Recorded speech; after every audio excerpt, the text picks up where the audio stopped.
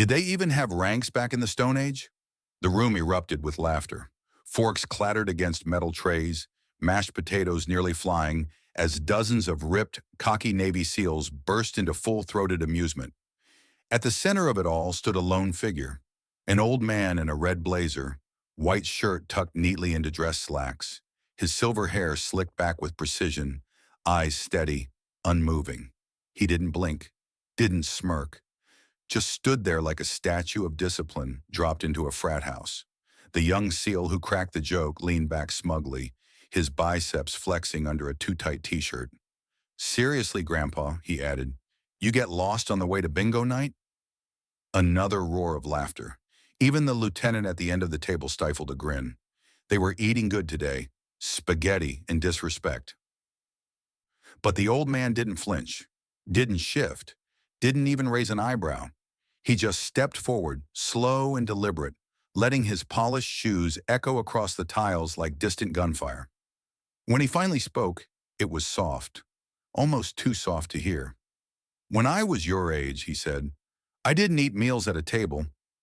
The laughter died mid-throat. "We ate in mud, sometimes in silence, sometimes while bullets danced over our heads. And if we were lucky, our rations weren't soaked in blood." The room went quiet, the kind of quiet that creeps in just before a storm hits. The veteran took another step. "You asked if we had ranks in the Stone Age? I wouldn't know. But I remember June 6th, 1944, Normandy. I was 17. His hands stayed calmly in his pockets.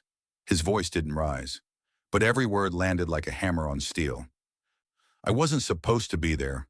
Lied about my age. Told them I was 18. Didn't even shave yet." A few SEALs shifted in their seats. The young joker stopped chewing. "I carried a radio pack bigger than most of you. Crawled through sand and shrapnel while men screamed in languages I couldn't understand. Watched boys cry for their mothers while bleeding out in my arms. You think we cared about stripes on our sleeves when the beach turned red?"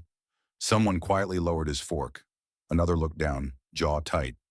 "We didn't have body armor, just each other. We didn't lift in gyms. We carried each other through mud, through fear, through fire. My best friend bled out next to me calling for his sister. And I kept going, because we had to, because the world was falling apart and someone had to stand." The mess hall was stone silent now. Not a cough, not a whisper, just the echo of truth bouncing off painted walls. "You want to know my rank?" he asked, stepping directly in front of the young SEAL who had laughed first. "Private first class, one stripe, didn't make it higher, never commanded a unit, never got a medal that meant much to anyone but my mother." His eyes locked with the SEALs. "But I made a path for you to walk on. I made a country for you to serve. I made it through hell so you could crack jokes in air conditioning."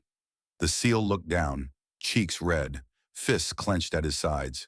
The arrogance had drained completely from his face. "I came home to no parades, no thank yous, just silence. And still I would do it all again. Because I believed in something bigger than myself." That's what wearing a uniform meant. The old man looked around at the entire hall now. "You wear yours with muscles and memes. We wore ours with mud and memories." And then for a moment, no one moved, until from the back of the room, someone began to clap. Slow, deliberate, then another. Then the whole room was on its feet, clapping, saluting, some with mist in their eyes, some too ashamed to meet his gaze. As the old man turned and walked toward the door, silence returned, but this time it was reverent. Then suddenly the same SEAL who'd mocked him stood up. His voice cracked as he called out, "Sir!" The veteran stopped, turned. "I was wrong," the SEAL said, "and I'm sorry." The old man offered a faint smile. "You don't owe me anything, son. Just promise me. You'll remember what that uniform means." The SEAL nodded. "Yes, sir, I will." With that, the old soldier walked out. No fanfare, no applause. Just the echo of his footsteps and the weight of 100 hearts behind him.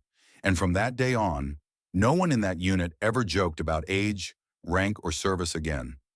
Because some men carry medals, but others carry history. We pour our hearts into these stories, and your feedback fuels us. Comment your city or country below, and tell us how this video made you feel. Let's see how far this message travels. Like, share, and subscribe for more stories that connect us all.